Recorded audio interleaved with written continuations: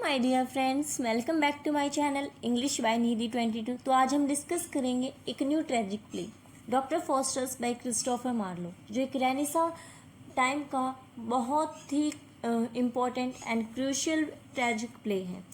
So complete title of Dr. Faustus is Dr. Faustus or the Tragical History of Life and Death of Dr. Faustus, written between 1589 to 1592 and first performed around 1592 to 1594 by Lord Admiral Mann and published in 1604. It has considered two editions, edition A and edition B. Both have some differences. So mostly people consider edition B is more important than the edition A. So first of all, telling about the characters, मैं आपको इसका जो doctor Faustus के source कहाँ से लिया गया इसके बारे में एक छोटी सी स्टोरी बताना चाहते जो हमारे इस प्ले को आगे बढ़ाएगी। सो सोर्स क्या है? So I have to write a name, इरेकस स्मिथ। इरेकस मिथ एक क्रूशियल है जो कि डॉक्टर फोस्टर्स के सोर्स को इंस्पायर करती है।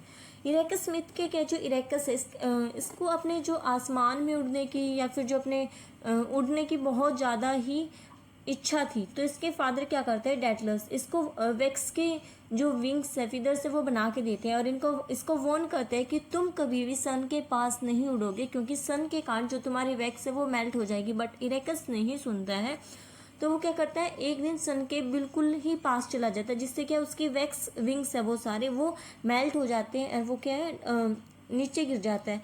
तो इसमें इसके जो डाउनफॉल का कारण क्या है, क्योंकि ये बहुत ही ज़्यादा ओवर कॉन्फिडेंट एंड प्राइड हो जाता है जो अपने विंग्स के लिए, एंड एरोगेंस हो जाता है, एंड इवन जो वार्निंग है अपने फादर की वार्निंग को भी भूलकर जो सिर्फ ये कि अपने प्राइड में ही जो सन को पास चला जाता है, जिसके कारण इसका डाउनफॉल होता है। तो इसी तरह जो हमारा प्ले है इसमें डॉक्टर फोस्टर्स भी अपनी नॉलेज और अपने ओवर कॉन्फिडेंट के कारण ही उनका डाउनफॉल होगा। So let's discuss the characters first. Doctor fosters एक ब्रिलियंट स्कॉलर थे, वो एम्बिशन डिस्ट्रॉयस है, जिनका एम्बिशन है of over reaching, over knowledge, इनको डिस्ट्रॉय या फिर इनके डाउनफॉल का कारण बनती है।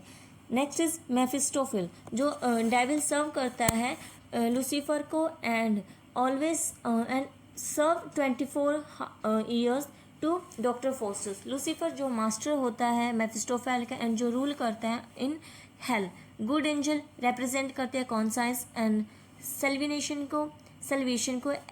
एविल एंजल रिप्रेजेंट करते हैं टेम्पटेशन को, जो हमेशा इन्फ्लुएंस करती है डॉक्टर फोस्टर्स को कि वो जो लूसीफर के जो पैक्ट है जो उसमें जाए एंड जो उसकी तरफ बढ़े। एंड वेल्स एंड कॉर्नर्स जो टीच करते हैं फोस्टर्स को मैजिक। ओल्ड मैन सिंबलाइज करता है फेथ एंड रिपेंटेंस को। हेलन ऑफ ट्रॉय सिंबलाइज करती है ब्यूटी एंड टेम्पटेशन को। वैगनर फोस्टर्स का जो सर्वेंट है। And chorus narrate the story and explain its moral. जो कोरस है in the epilogue and prologue में आता है, जो हमें डॉक्टर फोस्टर्स के इंट्रो देते हैं, and in the epilogue it give the conclude all the story.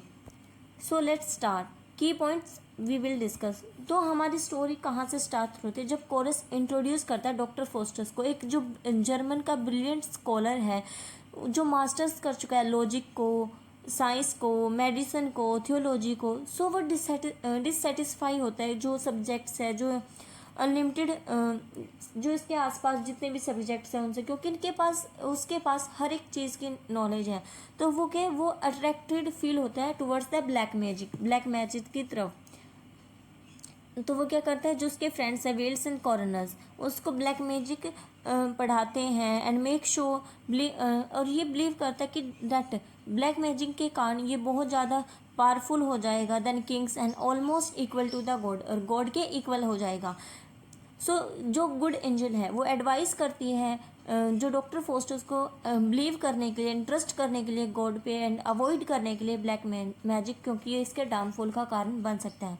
But ये नहीं मानता और जो बैड एंजल है उसके इन्फ्लुएंस में आ जाता है एंड कंटिन्यू करता है अपनी टेम्पटेशन को एंड डिस्ट्रस्ट करता है गॉड के ऊपर एंड एंड सो इसके बाद क्या होता है, जो डॉक्टर फोस्टर्स हैं जो अपने ब्लैक मैजिक के सीखना स्टार्ट कर देते हैं, एंड सडनली मेफिस्टोफेल जो कि सर्वेंट है लूसीफर का वो आ जाता है, एंड जो डॉक्टर फोस्टर सोचता है कि मेरे बुलाने से जो मेफिस्टोफेल है वो आया, बट मेफिस्टोफेल इसको बताता है कि मैं तुम्हारे बुलाने से नहीं आया हूँ, मैं सिर्फ जो लूसीफर का सर्वेंट है, मैं लूसीफर के ही ऑर्डर्स को मानता हूँ। सो डॉक्टर फोस्टर पूछता है कि आप मुझे हेवन, हेल एंड किसने जो वर्ड है उसको क्रिएट करा है इसके बारे में बताओ। तो मेफिस्टोफेल मना कर देते हैं कि मैं सिर्फ जो लूसीफर है उसके ही क्वेश्चंस का आंसर करता है और उनके ही ऑर्डर्स को फॉलो करता हूँ। सो डॉक्टर फोस्टर्स एक समन करते हैं लूसीफर को, और वो कहते हैं कि तुम उनके पास जाके ये कहना कि मैं उनके साथ एक एग्रीमेंट करना चाहता हूँ जिसमें तुम अगर मेफिस्टोफेल अगर तुम मुझे 24 साल के लिए मेरे लिए सर्व करोगे, मुझे अनलिमिटेड पावर, अनलिमिटेड नॉलेज दोगे, तो then in exchange of that मैं जो अपनी सोल है 24 साल के बाद तुम्हारे जो लूसीफर है, ओनर है, उनको दे दूंगा। सो जो लूसीफर आता है इस पैक्ट के लिए, एंड फिर क्या होता है, साइन करता है जो हमारा डॉक्टर फोस्टर्स है वो साइन करता है जो हमारे इस पैक्ट को। तो क्या जो उसका जो ब्लड फ्लो है वो फ्लोइंग है वो फ्रीज हो जाता है जो उसके हैंड से, एंड फ्रीज होने के कारण वहाँ पे क्या लिखा था, होमो फ्यूगल। I will write that for you, होमो फ्यू, that means man, oh man free. जो इसका मतलब है कि जो गॉड है वो वॉर्न करे डॉक्टर फोस्टर्स को कि तुम जो ये पैक्ट है इससे पीछे हट जाओ, but even good and bad good angel also try to इसको समझाने की कोशिश करती है कि तुम समझ जाओ, बट वो नहीं मानता।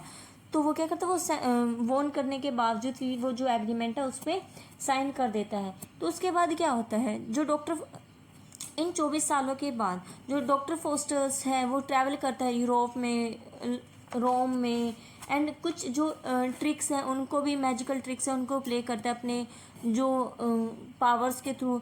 वो क्या करता है, अपने पावर को कुछ ग्रेट अचीवमेंट्स के करने के बजाय वो क्या जो छोटे छोटे जोक्स हैं, प्रैक्टिकल जोक्स हैं, एंटरटेनमेंट के लिए करता है। जैसे जब वो ट्रैवल करता है यूरोप में, वो जाता है कोर्ट ऑफ होली रोमन में, एम्परर है जिसका अलेक्जेंडर द ग्रेट, वहाँ पे जाता है। वहाँ पे जाके क्या करता है वो, अगर जो एम्परर है उसने मांगा ग्रेप्स, तो वो क्या है, क्योंकि वो सीज़न दूसरा था तो उस टाइम ग्रेप्स नहीं हो रहे थे, तो उन्हें अपने मैजिकल ट्रिक्स से जो ग्रेप्स है वो एम्परर को दिए। एंड जब जो कोर्ट के जो मिनिस्टर्स थे, जो मेंबर्स थे, वो अगर डॉक्टर फोस्टर्स का मजाक बना रहे हैं तो वो क्या अपनी ब्लैक मैजिक से किसी भी मिनिस्टर के सिर के ऊपर हॉर्न्स, सिंग उगा देता है। इस टाइप के जो एंटरटेनमेंट या फिर छोटी छोटी ट्रिक्स करके ही क्या वो अपने आप को खुश कर लेता है। इवन जो रोम में ही वो इनविजिबल हो जाता है एंड मूव करता है। जो पोप है स्टील कर उनका खाने को चुरा लेता है, क्रिएट करता है कन्फ्यूज़न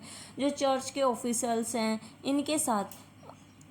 तो फोस्टर्स क्या है, एक ट्रिक प्ले करता है ऑर्डिनरी पीपल्स के साथ भी। वो हॉर्स कोर्सर है, जो हॉर्स डीलर है उसके साथ करता है अपनी जो ट्रिक। वो क्या करता है, शो करता है that his great powers use for childish amusement rather than meaningful purpose. वो क्या करता है, जो हॉर्स डीलर उसके साथ एक जो मेलन है उसको एक घोड़ा गड्डी में जो हॉर्स राइड है उसमें बदल देता है। उसके बाद क्या होता है, जब वो हॉर्स पानी की तरफ जाता है तो देन जो हॉर्स है then convert into the again the melon. तो उससे क्या वो एक छोटी छोटी ट्रिक्स करता है। तो उसके बाद जो डॉक्टर फोस्टर्स है वो कहते हैं मेफिस्टोफेल से कि तुम मुझे ना जो हेलन ऑफ ट्रोय है, जिसके कारण हेलन ऑफ ट्रोय, तो जो हेलन है उससे मिलवाओ। यही वो ब्यूटीफुल लेडी है जिसके कारण इतने सालों तक युद्ध हुआ था। वो कहता है आई वॉन्ट अ किस from her. So that type of incident happens and even in 24 years की जर्नी के दौरान ही जो डॉक्टर फोस्टर्स है वो कहते हैं मेफिस्टोफेल से कि तुम मेरी शादी करवा दो किसी से। बट मेफिस्टोफेल मना कर देता है क्योंकि अगर वो किसी और के साथ लोयल हो जाता है तो जो उसका पैक्ट है ये कैंसिल हो जाएगा, इसकी कोई वैल्यू नहीं रहेगी। तो वो क्या उससे जो कुछ बुक्स के थ्रू कुछ मैजिकल ट्रिक्स में उसका ध्यान डिस्ट्रैक्ट कर देता है ताकि जिससे वो जो शादी जैसी कुछ बातें ना कर सके। इवन एक ओल्ड मैन आता है जो अर्ज करता है Faustus to repent but he refuse. कि वो कहते हैं कि ओल्ड मैन कहता है डॉक्टर फोस्टर्स के तुम सुधर जाओ बिकॉज क्योंकि गॉड तुम पे दया कर लेंगे, मर्सी कर लेंगे। बट फोस्टर्स ऑलमोस्ट रिपेंट, वो कई बार डॉक्टर फोस्टर सोचता भी है कि मैं शायद रिपेंट कर लूँ, तो क्या मेफिस्टोफिल आता है और उसको डरा देता है एंड रिन्यू करता है उसकी लॉयल्टी को कि वो लूसीफर के लिए लॉयल है, ना कि गॉड के लिए। तो कुछ फाइनल नाइट, जब टाइम पासिस हो जाता है एंड फाइनल नाइट आती है, सिर्फ 1 घंटा बचा होता है, तो फोस्टर रियलाइज करता है कि उसके 24 साल तो ख़त्म हो गए। वो filled with fear, he begs more time and wishes he could escape good judgement but is too late. वो क्या करता है, जो उसके फ्रेंड्स हैं, स्कॉलर्स हैं, उनसे भी डिमांड कर हेल्प मांगते हैं कि तुम मुझे हेल्प कर दो। तो गुड एंजल आती है, वो कहती है कि शायद तुम जीसस से रिपेंट कर लो, मे बी वो तुम्हारी सुन ले। तो डॉक्टर फोस्टर्स कहता है even a single blood of Jesus can save me from the Lucifer.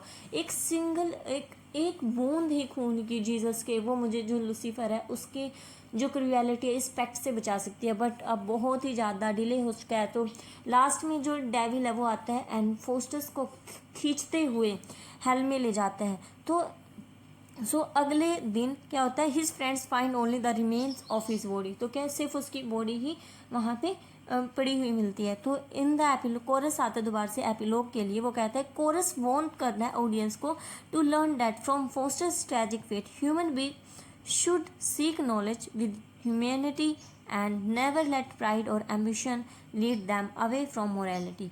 कि जो ओवर प्राइड है, ओवर कॉन्फिडेंट है, वो डाउनफॉल हो जाते हैं जो ह्यूमन के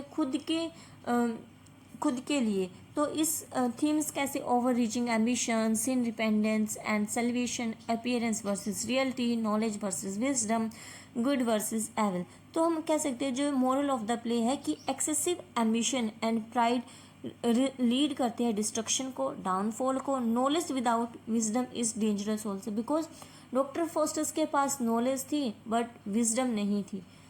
hope so you like my video, so just keep supporting and subscribe my channel. Thank you for watching.